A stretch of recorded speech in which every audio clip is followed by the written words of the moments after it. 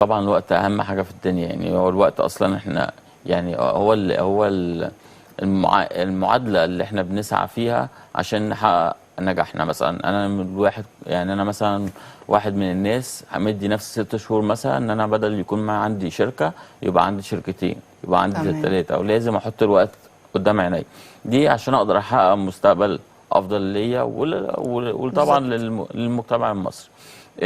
دلوقتي بقى احنا عايزين نسال سؤال متدلع شويه. ايوه. دلع الدكتوره الحلقه جهاد شويه. تحب تقولي ايه بقى؟ الدكتوره جهاد الاعلاميه. الدكتوره تحب تقول ايه للاعلاميه؟ للاعلاميه. الدكتوره جهاد، الدكتوره في كليه التربيه الرياضيه، تحب تقول للدكتوره الاعلاميه ان انت بتحبي المجال ده قوي، مجال الاعلام، وبحس ان انا بلاقي نفسي فيه. يعني انا خلاص في كاميرا يا جماعه، خلاص يعني انا فصلت بقى، اللي هو ايه، انت بقى في كاميرا بقى بتصور وكده. انا بحب الاعلام جدا، يعني بحبه فعلا. اتمنى ان انا اوصل يمكن حتى تارجت لنفسي في البرنامج يلا بينا رياضه، وفي تطوير البرنامج اتمنى ان يعني يلا بينا رياضه ما اقول ان الرياضه صحه، الرياضه سعاده، الرياضه حياه. بما ان انا بقى ايه، ندي شويه بقى نصيحه كده رياضيه، بما ان طبعا في بدايه 24 ان الرياضه مش ترفيه ولا تضييع وقت. ان انا عندي وقت فاضي، او انا فاضي العب رياضه مثلا، او انا فاضي انزل جيم، او انا فاضي كذا. ابسط حاجه ممكن اعمل حاجه بسيطه في البيت، ممكن اعمل اي حاجه حقيقي هتفيدني جدا جدا في صحتي. مش شرط عشان انا تخين فاعمل رياضه عشان اخس، مش شرط عشان انا كذا، لا، اعمل رياضه من اجل صحتي، ان انا ابقى عندي صحه كويسه، ويبقى عندي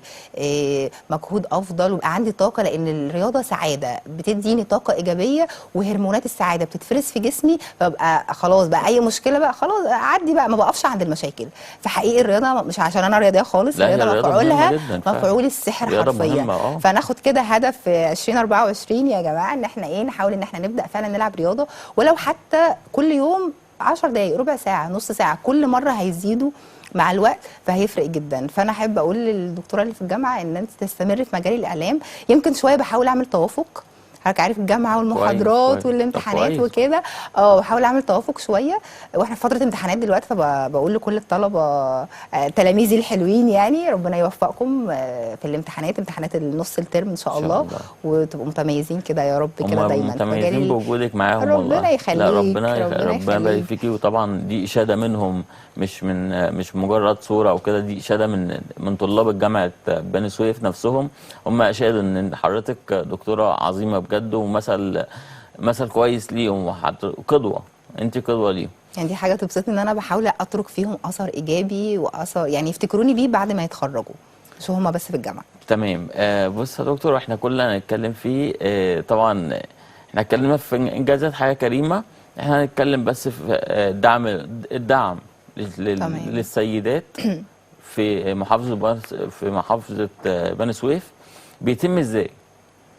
هو ممكن انطلاقا لمبادرة حضرتك اللي كانت في الحلقة اللي فاتت، اللي عجبتني جدا، وكان في شباب كتيرة، حتى حضرتك في ناس كتيرة قوي، اتصالات كتيرة ودعم كتير، في ناس فعلا محتاجة اللي هو يوريهم الطريق علشان يمشوا عليه.